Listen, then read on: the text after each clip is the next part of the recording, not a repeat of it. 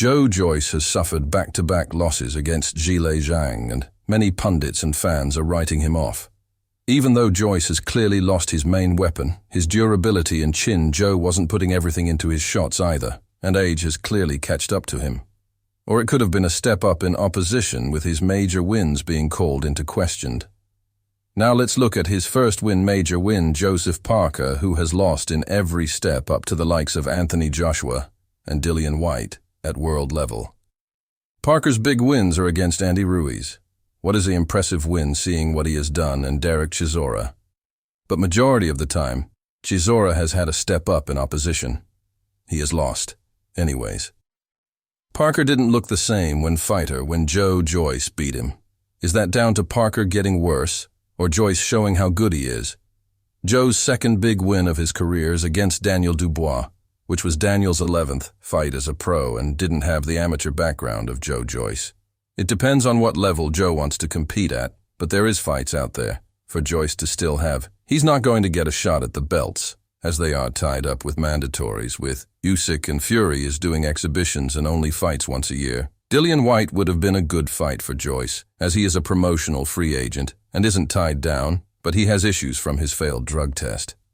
Deontay Wilder would be an interesting fight for Joe, but it would also be very dangerous if Joyce's chin is really went, as Wilder is in many people's eyes the hardest hitters in the division. The fight would also be difficult to make, as they are both with different promotional companies. Anthony Joshua would also be a good fight for Joyce financially, as AJ brings the most eyeballs in the division. Maybe Fury brings more, and people think AJ is not the same fighter anymore. But AJ still carries a different type of power to Wilder, as he doesn't hit as hard, but his hands are certainly a lot quicker, and he still hits hard. Also, the fact that Matchroom and Queensberry are promotional rivals. A name what not many people are saying would be a good next matchup for Joyce, and potentially the more winnable fight for Joyce would be our next name on the list, Derek Chisora. It's unlikely. Joyce would knock him out, as Chisora has quite a good chin. But Joe is known for having a brilliant engine and could outwork him for 12 rounds, and would be a good confidence builder for Joe.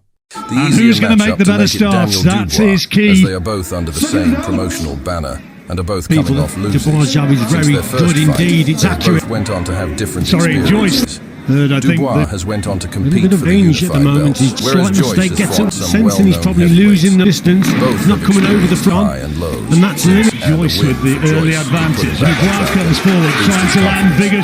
Dubois could be That's a good right hand. Has gotten better since their first fight, and Joyce better is on the decline. And that's a better right hand. Just as I said, he's taking his foot. You could try and first real good shot on Joyce there.